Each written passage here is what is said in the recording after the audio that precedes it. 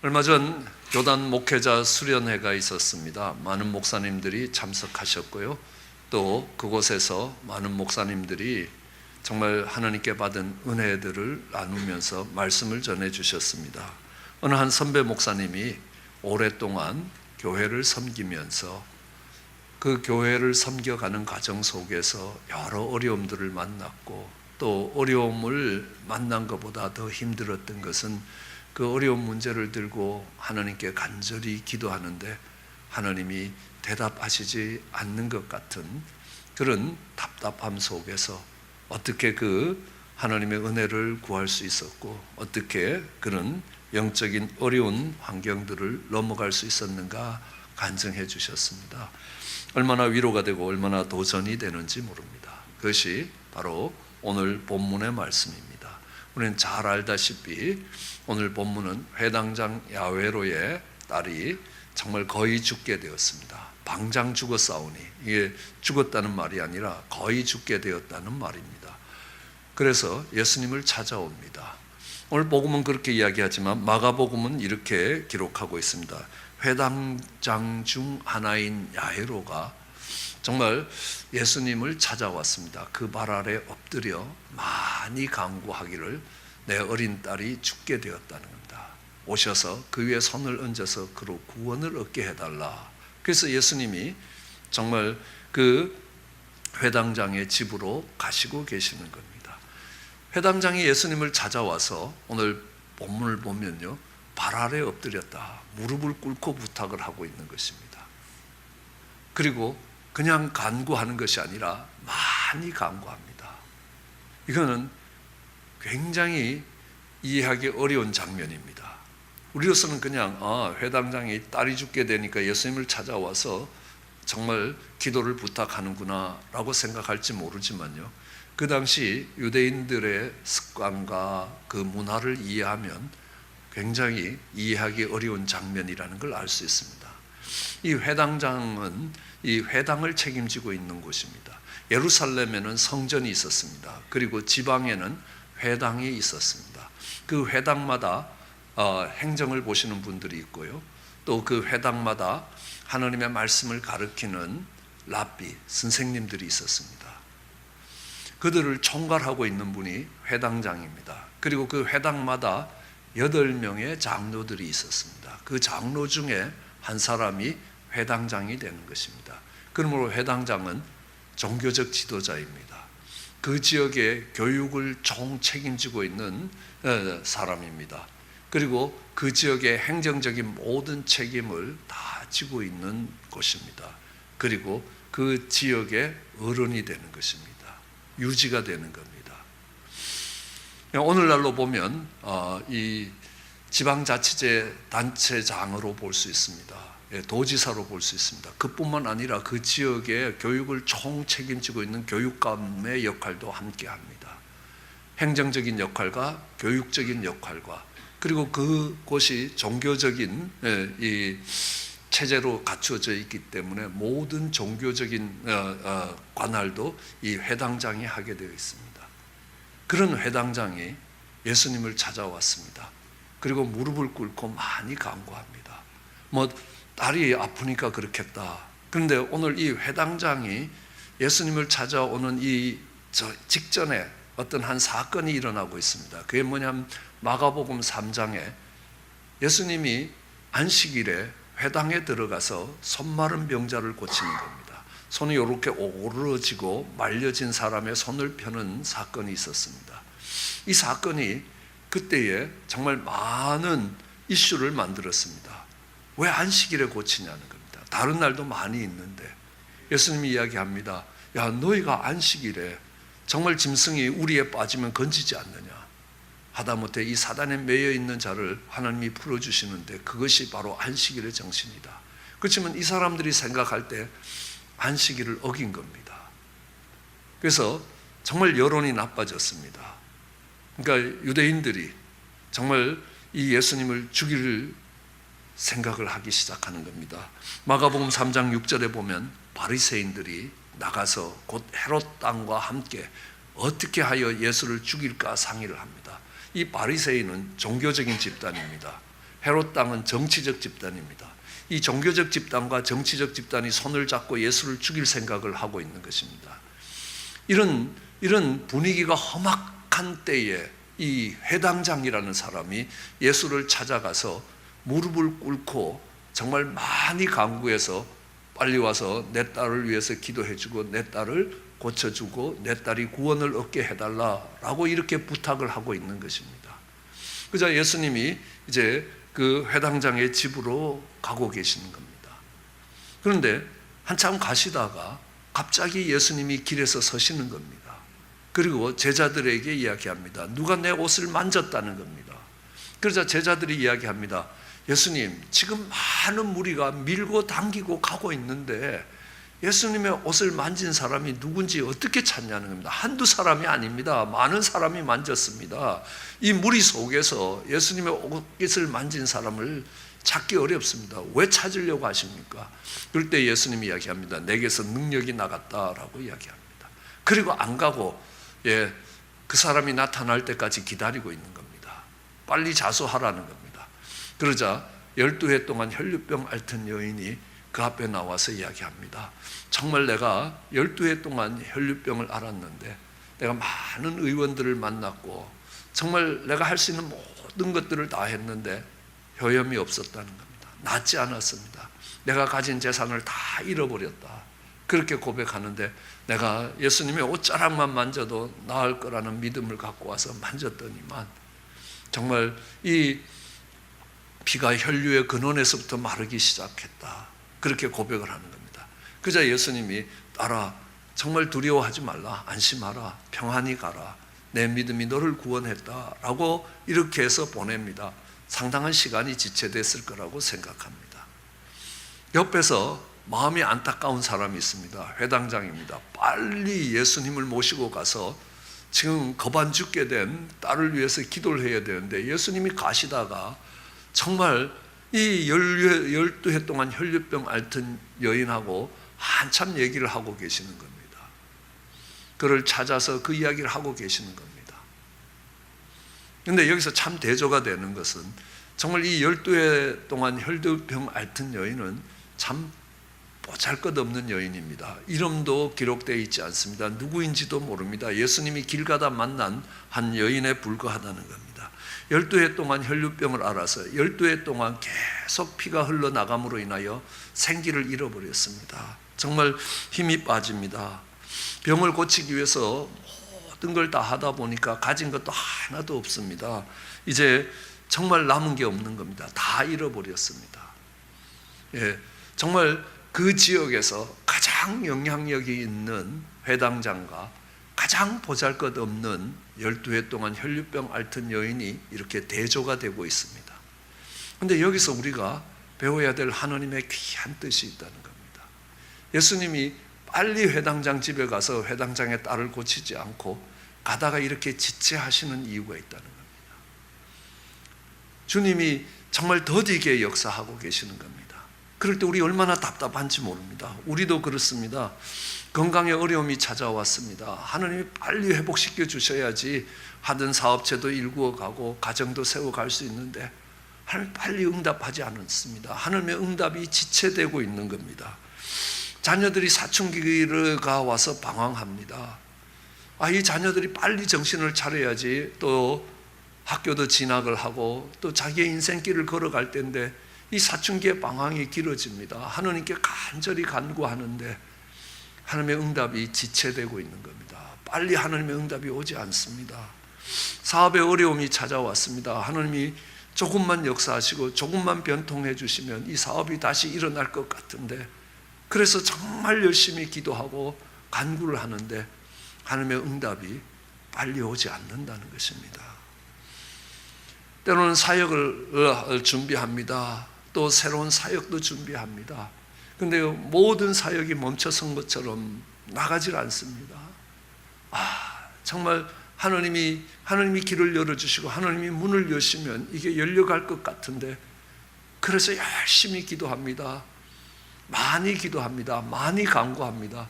그런데 하나님의 응답이 지체되고 있는 겁니다. 이럴 때 우리는 낙심합니다. 우리는 낭망합니다. 그리고 정말 포기하기 쉽다는 겁니다. 그러나 그때에 하나님이 예비해 두신 높으신 하나님의 뜻이 있다는 것을 알아야 합니다.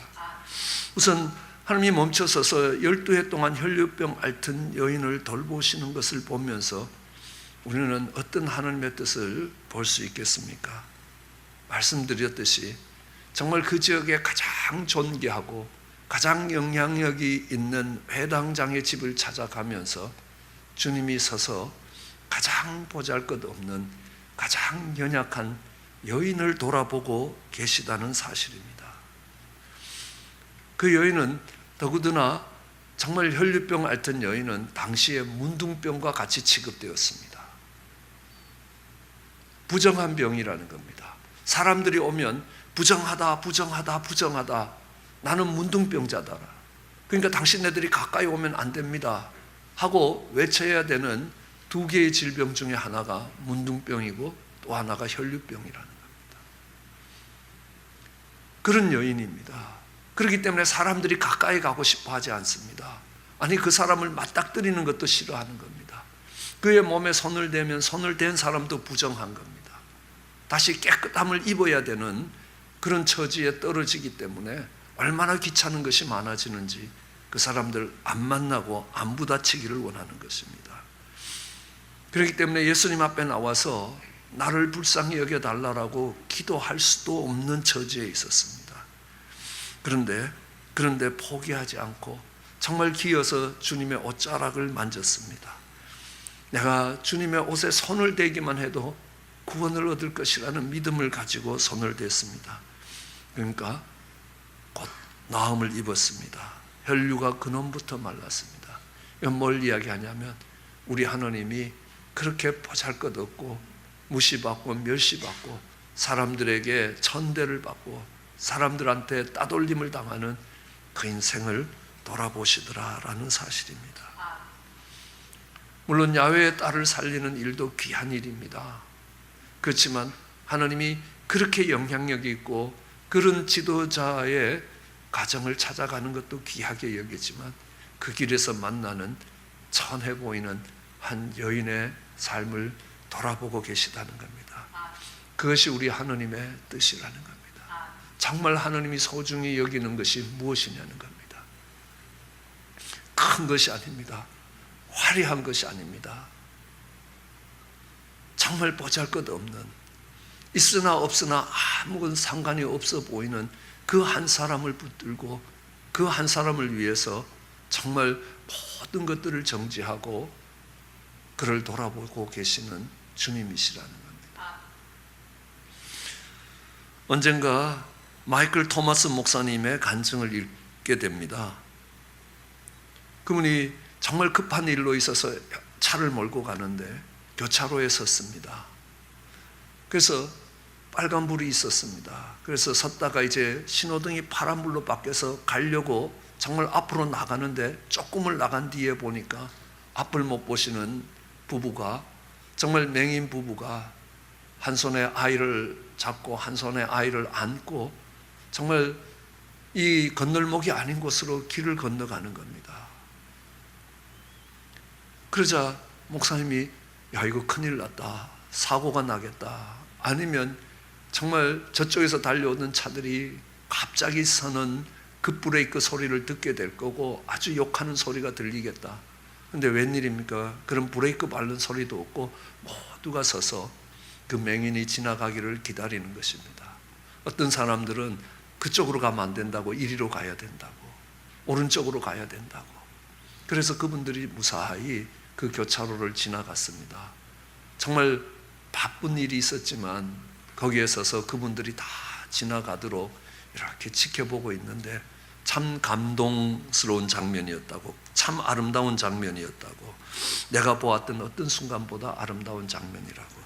왜냐하면 12해 동안 혈류병 앓던 여인을 돌아보는 그런 주님을 닮은 모습이라는, 그 모습이 인생들에게 나타날 때 얼마나 그 모습이 아름다운지 그 목사님이 기록하고 있습니다. 이것이 우리가 닮아가야 될 모습입니다.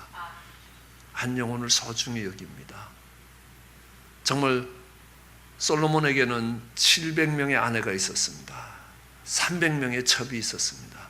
그렇지만요, 하나님은요, 그 솔로몬의 영광을 불의 꽃의 영광만도 못하다라고 이야기합니다. 오늘 이 12해 동안 혈류병 앓던 여인을 돌아보는 모습 속에서 우리가 기억할 수 있는 것이 있습니다. 시편 51편에 다윗이 고백합니다.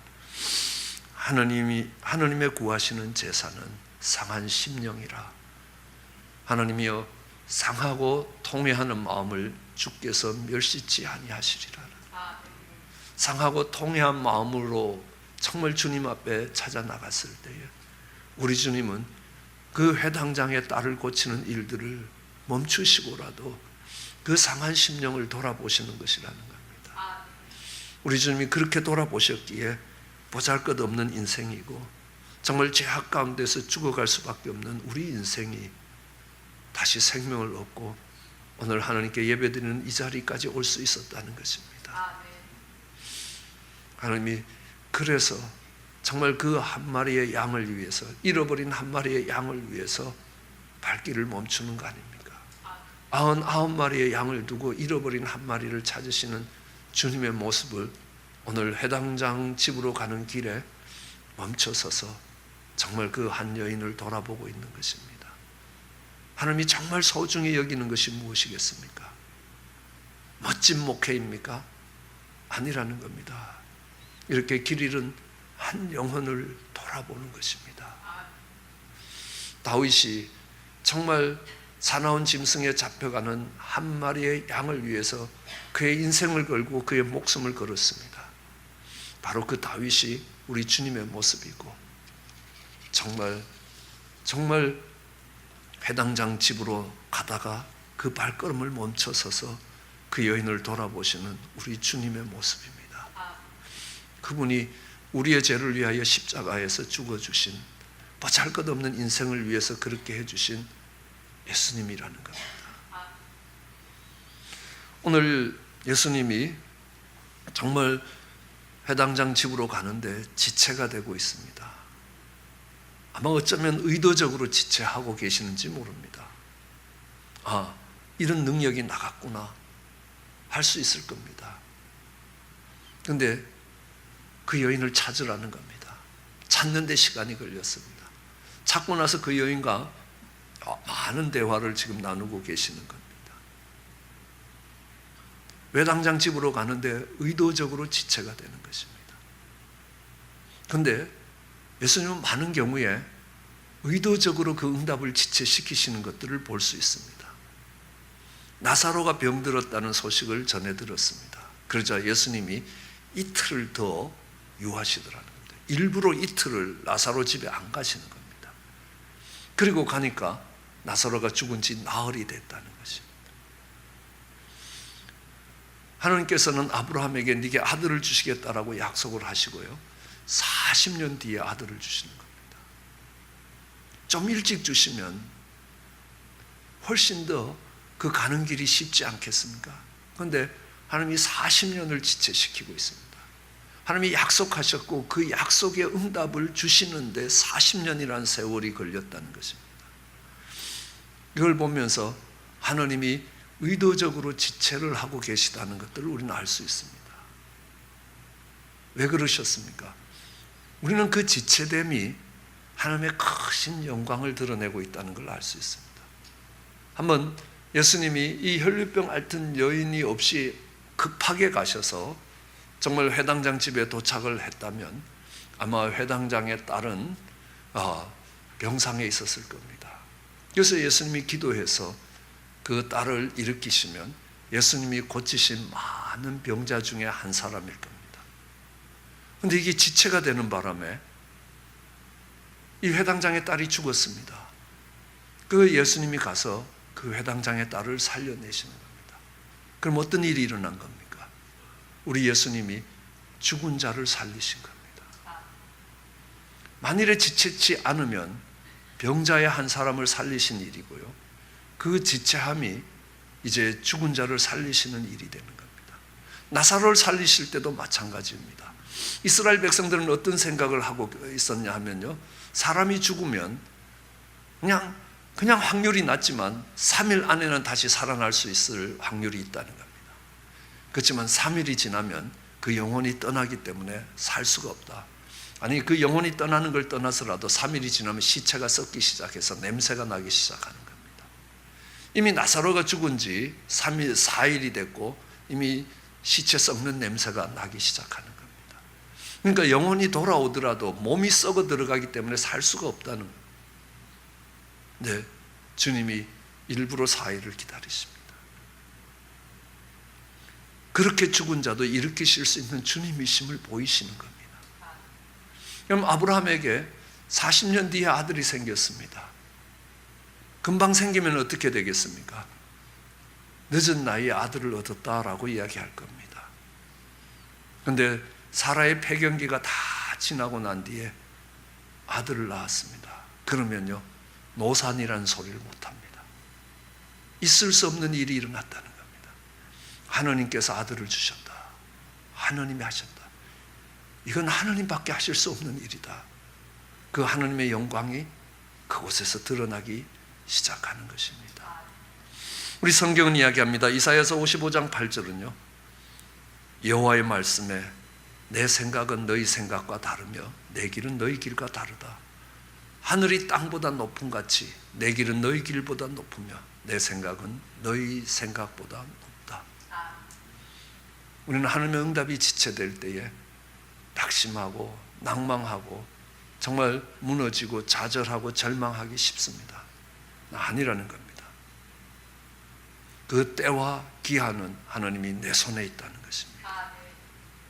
그리고 그 일을 통해서 하나님이 이루시고자 하시는 이유가 있고 목적이 있다는 것입니다. 그래서 설교하셨던 목사님도 그럽니다. 정말 교회를 건축하며 또 여러 가지 교회 문제들에 부딪히면서 포기하고 싶을 때가 있었다는 겁니다. 더 이상 기도할 수 있는 힘이 없을 때도 있었다는 겁니다. 여기서 안 되나 보다 하고 무너질 때도 많았다는 것입니다. 그런데 그때마다 다시 물어야 될 게 있습니다. 하나님이 무엇을 말씀하시는가? 이 일을 통하여 하나님이 무엇을 이루시고자 하시는 것인가? 그 지체됨이 우리의 포기를 종용하는 게 아닙니다. 그 지체됨을 통하여 하나님의 영광이 얼마나 큰 것인가를 드러내고 계시다는 사실입니다. 우리가 정말 예수님이 야훼로의 죽은 딸을 살리기 위해서 가시면서 12해 동안 혈류병 앓던 여인을 만나고 그와 함께 시간을 지체했던 또 다른 중요한 이유 하나가 있습니다. 그게요, 그 여인을 불쌍히 여겨서만도 아니라는 겁니다. 하나님의 크신 영광을 드러내기 위해서만도 아니었다는 겁니다. 우리는 읽어보면 이 12해 동안 혈류병 앓던 여인을 고치는 이야기는 언제나 회당장 야훼로의 딸을 살리는 이야기하고 같이 가고 있습니다. 우연의 일치라고 보기 어렵습니다. 이 여인이 혈류병으로 고생한 시간이 12해입니다. 회당장의 죽은 딸이 12해 동안 살았습니다. 그리고 다른 모든 성경에도 이 두 개의 사건은 함께 가고 있습니다. 연관되어 있다라고 이야기합니다. 예수님이 이제 정말 그 야훼로의 집에 도착했을 때에 사람들이 이야기합니다. 얘가 죽었다는 겁니다. 그러니까 더 이상 선생님을 괴롭게 하지 말라, 돌아가게 하시라는 겁니다. 근데 예수님이 아니라 잔다. 내가 얘를 일으킬 거다라고 이야기하십니다. 너는 믿기만 해라라고. 믿으면 구원을 얻을 것이라고 이야기하는데, 그럼 한번 생각해 보십시오. 야훼로가 죽은 딸이 살아날 것이라고 믿을 수 있겠습니까? 아마 믿기 어려울 겁니다. 죽은 자가 어떻게 살아나겠느냐? 그런 일이 일어난 적이 없습니다. 정말 예수님이 믿으라라고 이야기하는데 내가 아멘하고 믿음으로 받기가 쉽지 않습니다. 그런데 믿을 수 있는 이유가 있습니다. 뭐냐 하면요, 오는 길에 일어났던 사건이 있었습니다. 12해 동안 혈류병 앓던 여인, 내 딸이 태어나서 지금까지 단 하루도 건강한 날이 없었던 한 여인이 정말 기어와서 예수님의 옷자락을 만졌습니다. 예수님이 그 여인을 보고 찾아와서 그 여인을 위해서 기도한 것도 아닙니다.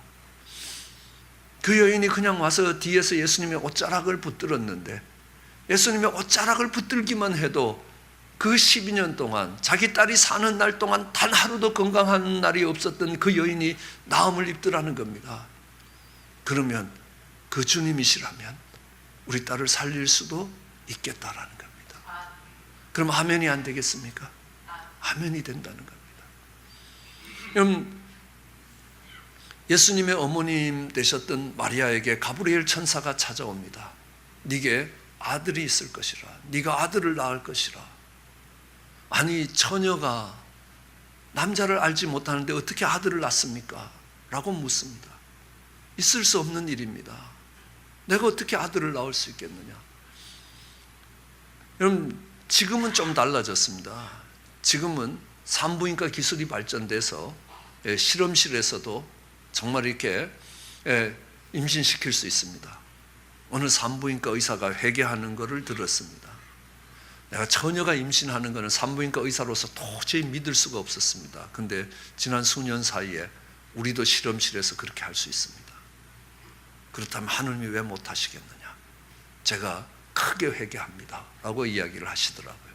지금은 우리도 실험실에서 체세포에서 핵을 분리해서 임신시킬 수 있습니다. 근데 2000년 전에 그런 일이 일어날 거라 감히 상상을 할 수가 없습니다. 어떻게 믿을 수 있겠습니까? 그때 가브리엘 천사가 이야기합니다. 너의 친족 엘리자벳이 임신한 걸 아느냐라고 묻습니다. 그러니까 안다고 이야기합니다. 그 할머니가 임신하면 처녀가 임신할 수 있다.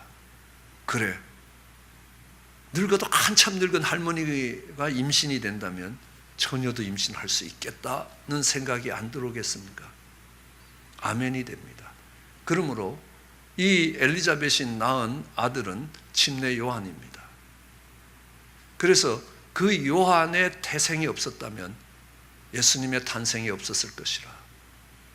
그래서 그 요한을 예수님의 길을 예비하고 있다라고 이야기합니다. 요한이 임신되는 걸 보면서 하나님이 아들을 주실 수 있다는 믿음이 생기는 것입니다.